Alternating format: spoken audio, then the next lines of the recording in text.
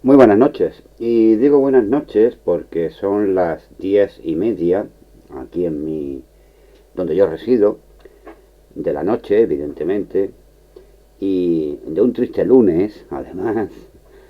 Y bueno, vamos a empezar a realmente el buceo en este mundillo de Linux. Empezaremos viendo Linux contra otros Unix, especialmente enfocados en el tema del kernel, que es a lo que vamos a dedicarnos más en profundidad. Y antes de empezar quiero hacer un par de notas, tal como digo por aquí, eh, sobre los estándares en los que los Unix en general y Linux también, evidentemente, se apoyan.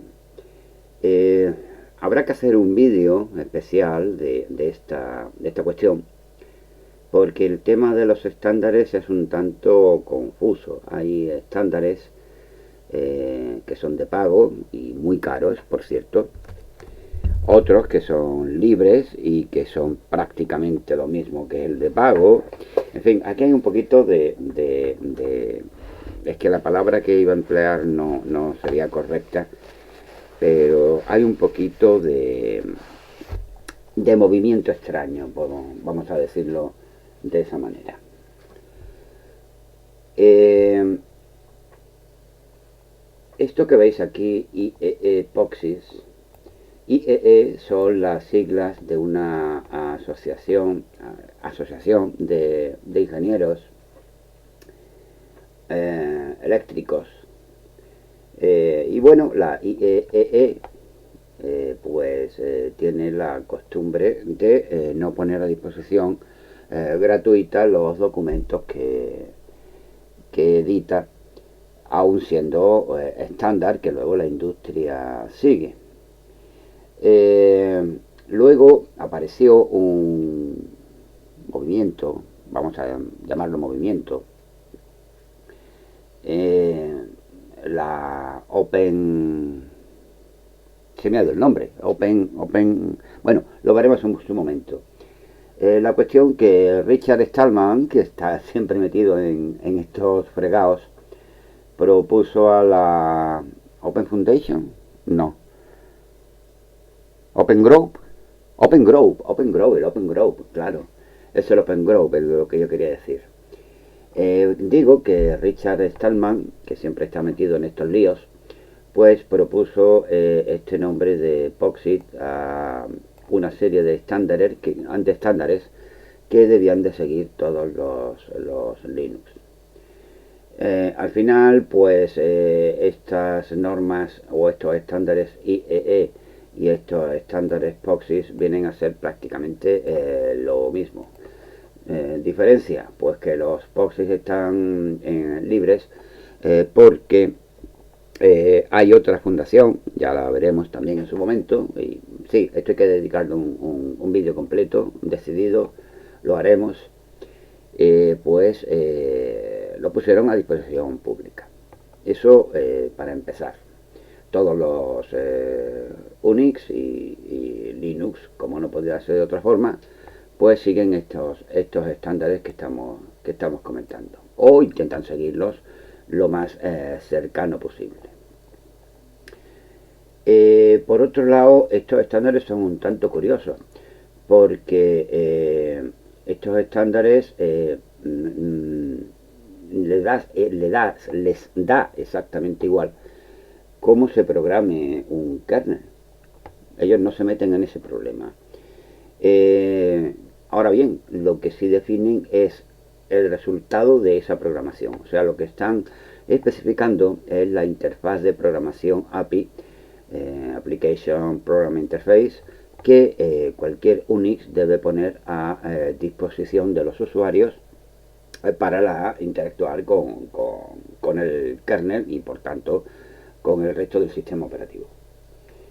Entonces, pues eso, ellos dicen qué tiene que hacer un shell, qué tiene que hacer un driver, qué tienen que hacer, lo dicen y el API lo definen perfectamente.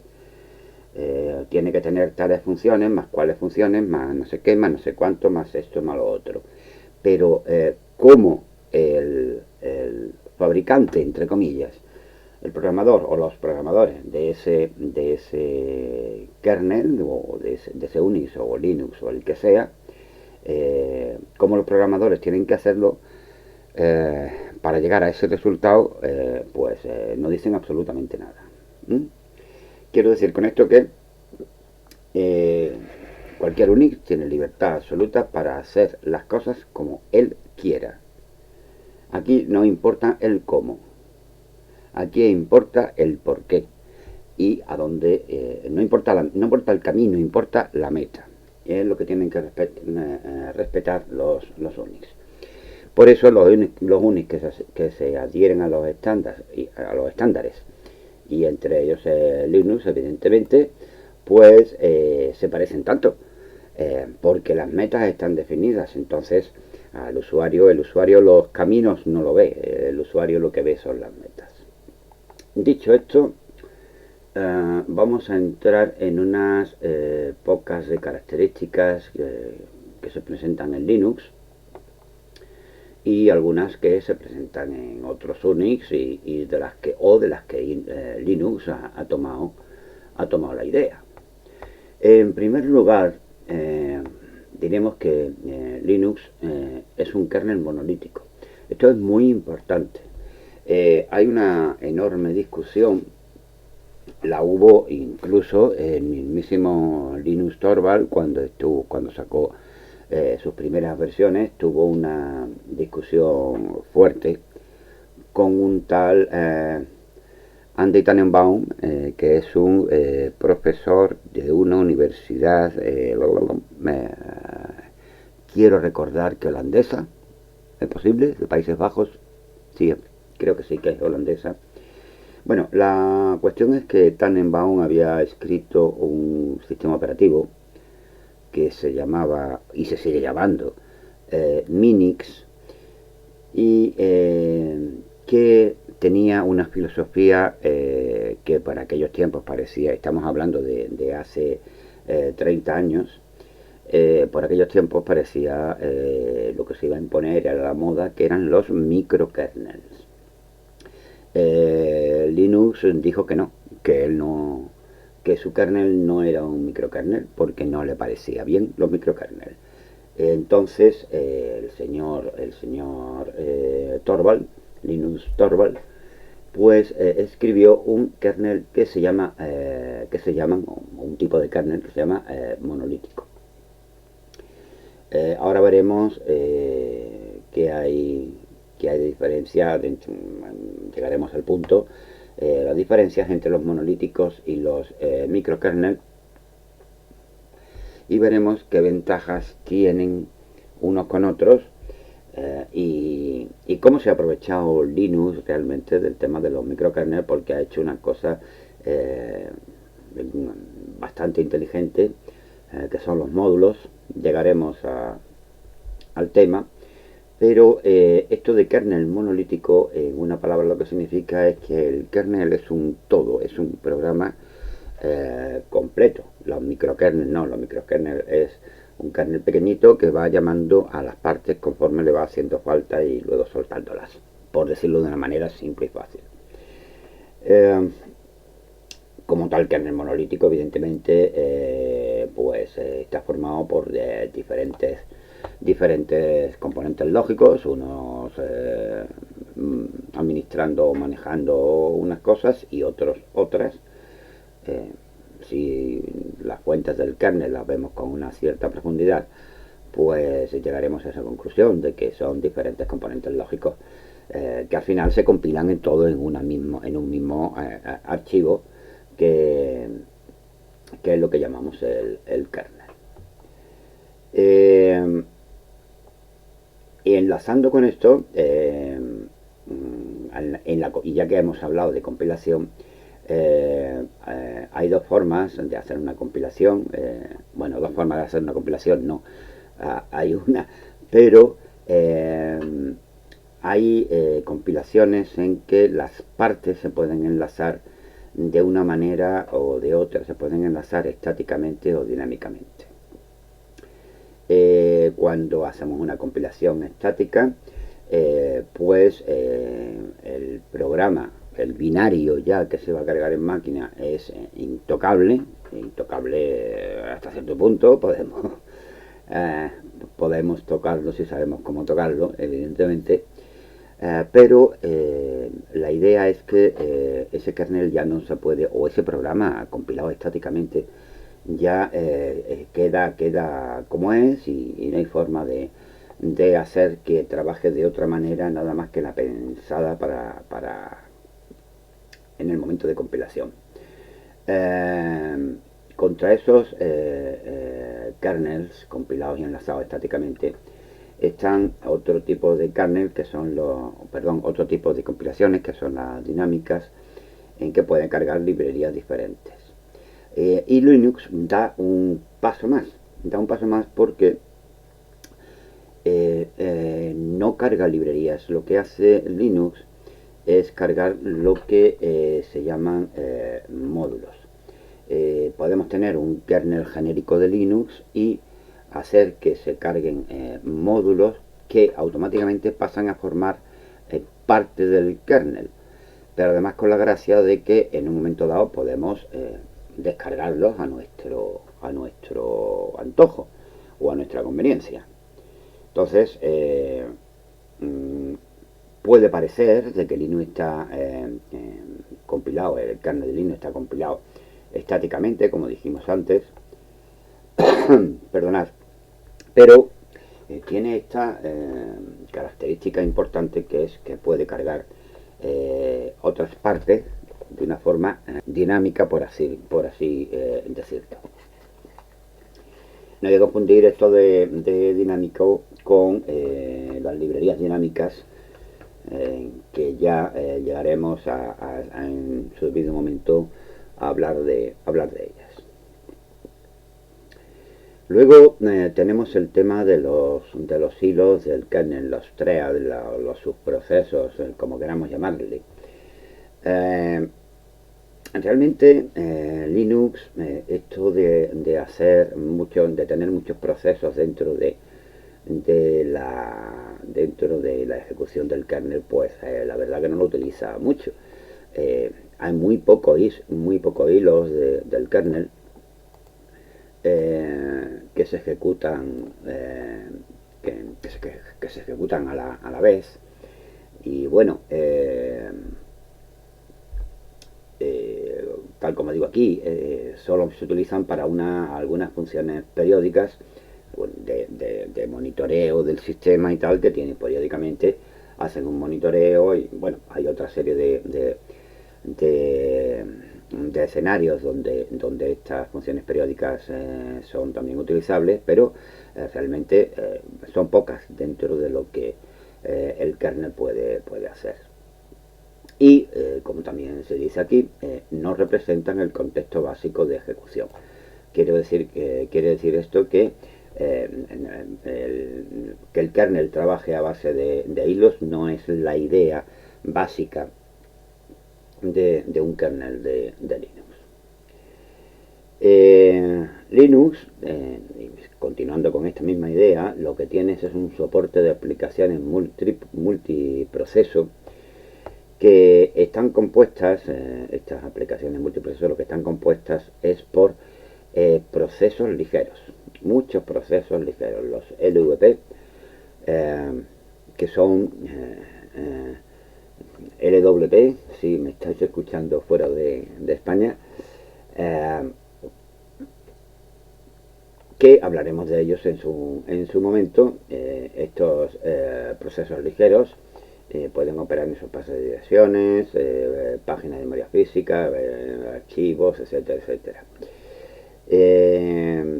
Además, Linux, aunque los procesos ligeros estén definidos en otros sistemas operativos tipo Unix, pues Linux tiene digamos que una versión de procesos ligeros propia, y bueno, le pareció al señor Torvald que los procesos ligeros habría que definirlos de una forma muy particular y así se hizo. Realmente estos procesos ligeros es el contexto de ejecución básico de Linux.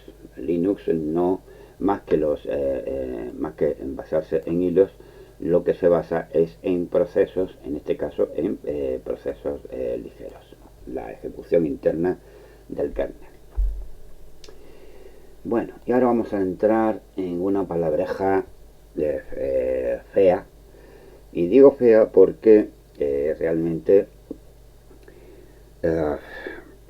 el verbo preempt, el verbo inglés preempt, traducirlo al castellano es complicado. No hay un verbo en castellano, por lo menos yo no lo conozco, que sea capaz de describir lo que significa preempt, que sea capaz de que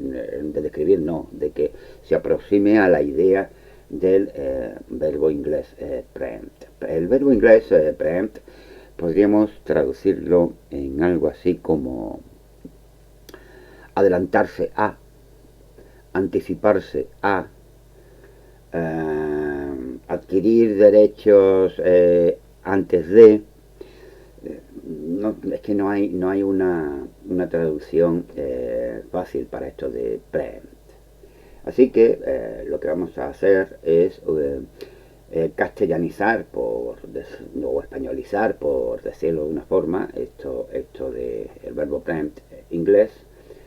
Y si un kernel hace estas acciones del verbo preempt, pues entonces lo que vamos a decir es que es preemptivo. Veremos varias veces y en muchas formas esta palabra escrita de preemptivo. Y después de toda esta tontería que acabo de contar, os estaréis preguntando, bueno, preemptivo, ¿qué es lo que es preemptivo? Bien, pues es tan fácil como esto que estoy diciendo aquí. Linux y otros sistemas unipreemptivos, lógicamente, pueden intercalar arbitrariamente flujos de ejecución mientras están en modo privilegiado. Esto es fundamental. El modo privilegiado, veremos ahora en qué consiste. El modo privilegiado de las CPU, veremos en qué consiste, pero si un kernel es preemptivo, entonces el kernel puede decidir qué flujo. La palabra intercalar no significa meter un flujo de ejecución dentro de otro, no, significa detener uno y empezar a ejecutar otro diferente y pararlo, volver al anterior. Por eso es esto de anticiparse a o adelantarse a. Es lo que quiere decir la palabra preventivo. Entonces Linux y otros sistemas preventivos son capaces de hacer eso, y además en modo privilegiado, con lo cual bueno, llegaremos al punto en que lo discutiremos todo esto de la preventividad con más detalle. Y Linux efectivamente es un kernel totalmente preventivo. Es otra de las características. Más cosas de Linux. Pues admite multiprocesamiento simétrico, el famoso SMP. O sea, que puede usar procesadores múltiples y cada uno de ellos pues manejando la tarea que el kernel le haya asignado que maneje. Y cuando el kernel diga al procesador para y haz otra cosa, pues la CPU para y hace otra cosa, esa CPU. Pero además de manejar esa, pues maneja todas las CPUs que tengamos en nuestra máquina. Que tenemos 4 núcleos, pues 4, que tenemos 8, pues 8. No tiene problemas en ese sentido. Y además en forma simétrica, es decir, no hay una CPU que tenga mejores propiedades o mejores no sé cómo decirlo, no es la palabra propiedades, no es derechos, que tenga derechos superiores que otras. Todas las CPUs en un momento dado para el kernel pueden hacer lo que el kernel les diga que hagan. No hay distinción entre unas y otras. Luego el tema de los sistemas de archivos. Pues Linux, además de manejarlos, hay varios sistemas que ya han quedado algo antiguos, como son el X2, el X3, y ahora el que está en boga pues es el X4. Pero además de estos, Linux pueden utilizar pues otros sistemas de archivos, el Razer y muchos otros, eh, sin problema de ningún tipo. Más cositas, pues el kernel de Linux es totalmente personalizable en todos sus componentes. Es decir, la gran mayoría nos descargamos una distribución y nos toca el kernel que nos toca. No porque ya viene compilado y ahí no hay, o no nos parece que hay forma de hacer nada. Sin embargo, si nosotros preparamos un Linux desde cero, que se puede preparar, pues entonces tendremos que compilar. Y al compilar el kernel es cuando nosotros podemos personalizar cualquier componente que lo constituya.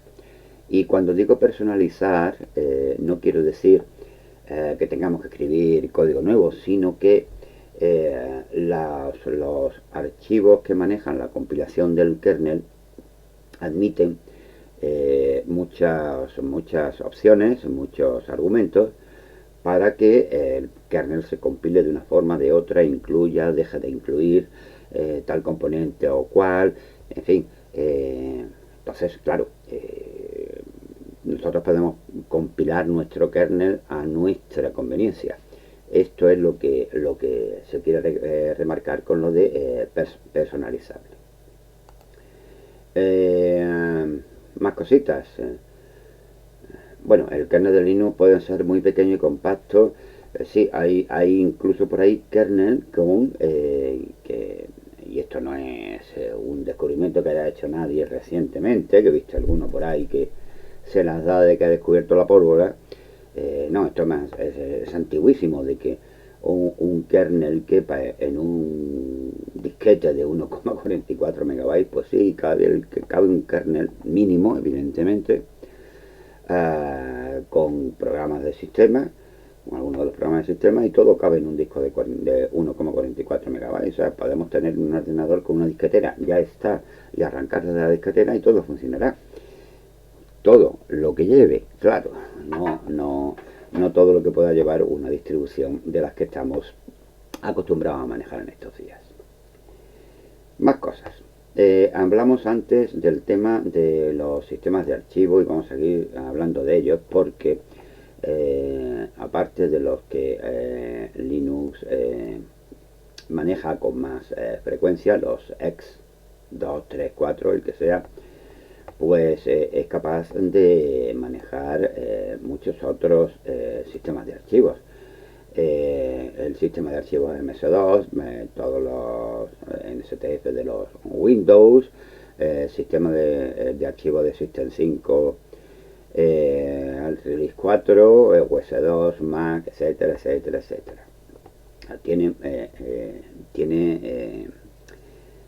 posibilidades de manejar muchísimos sistemas de archivos, además del que maneja con frecuencia, que es el X. En cuanto a redes, pues lo que le echéis. Ethernet, HIPI, LAN inalámbrica, Bluetooth, datos distribuidos por fibra, los FDDI, lo que le echéis, hay un componente para el núcleo que maneja para el núcleo, para el kernel, que maneja eso sin ningún tipo de problema. Y por último, además de manejar binarios en su sistema nativo de Linux, pues Linux también puede manejar aplicaciones escritas para MS2, para Microsoft Windows, para el System 5 Release 3 y 4, en fin, una serie de sistemas operativos diferentes, y esas aplicaciones escritas para esos sistemas operativos diferentes pues lo maneja también Linux. Muchos habréis escuchado hablar de Winnie, el sistema que es capaz de, dentro de Linux, cargar por ejemplo, programas de Microsoft Windows. Y bien, pues hasta aquí este vídeo. En el siguiente veremos dependencias de hardware y bueno, continuaremos adelante con el tema de las profundidades. Os lo dejo que rumiéis y nos vemos en el siguiente.